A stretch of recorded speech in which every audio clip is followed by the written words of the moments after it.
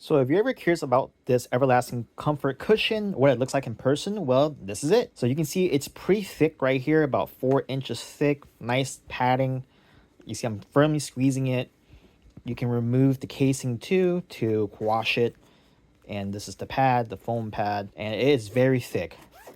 So ideally when you sit down, right, you would sit down like this, your front right here, your back side right there. This would alleviate your back end of your body. The front side, as you see, there's a ridge right here for your legs and your thigh. If you're sitting down long hours at the office, this may be what you would need. You see I'm pressing down on it, and it's definitely very firm, but there's some give.